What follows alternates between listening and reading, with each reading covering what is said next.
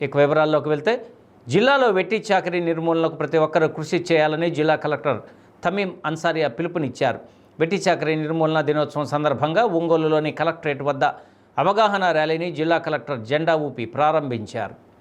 అనంతరం ఆమె మాట్లాడుతూ జిల్లాలో వెట్టి చాకరీకి ఆస్కారం ఉన్న ప్రాంతాల్లో ప్రజలకు అవగాహన కలిగించడం కోసం ప్రత్యేకంగా ప్రచార వాహనాన్ని ఏర్పాటు చేసినట్లు చెప్పారు.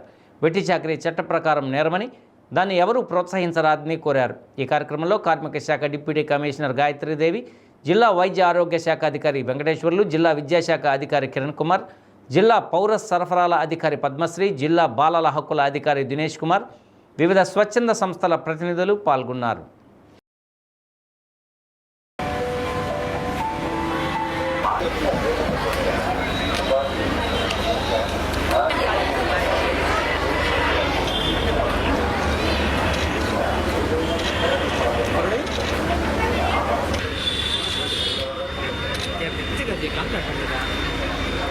మీరు చేతులు ముందుకు చాపాల్సిందిగా కుడి చేయి ముందుకు చాపండి.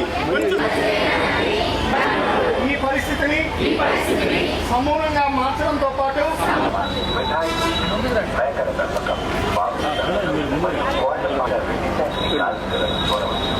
విపరీతమైన అప్పుల కారణంగా సంప్రదాయంలో అది ఒక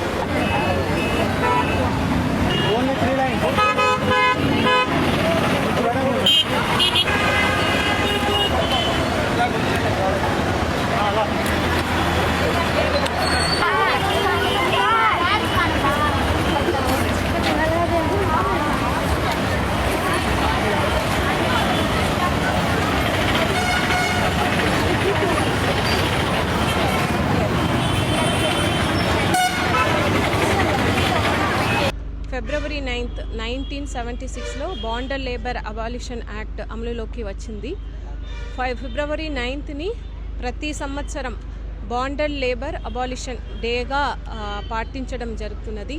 దాంట్లో భాగంగా ఈరోజు మనం ప్రకాశం జిల్లాలో బాండర్ లేబర్ అబాలిషన్ డేని ఫిబ్రవరి 9th సందర్భంగా ఇక్కడ పిల్లలతో పాటు ఒక అవేర్నెస్ ర్యాలీ స్టార్ట్ చేయబోతున్నాము. అదేవిధంగా ఈరోజు బాండర్ లేబర్కు వ్యతిరేకంగా ప్లెడ్జ్ తీసుకోవడం కూడా జరిగింది.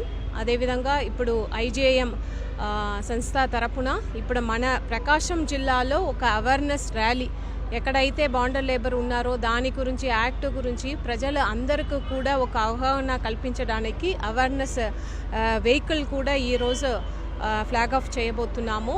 సో ఈ సందర్భంగా ప్రజలు అందరికీ కూడా డిఫరెంట్ ఇన్స్టిట్యూషన్స్ ఇక్కడ ఉన్న అందరికీ కూడా జిల్లా యంత్రాంగం తరపున చేస్తున్న విజ్ఞప్తి ఏంటంటే, మీ ఇన్స్టిట్యూషన్స్లో మీ సంస్థలో ఎక్కడ కూడా బాండర్ లేబర్ అనేది అది ఉండకూడదు. అది చట్ట ప్రకారం ఒక పెద్ద నేరం.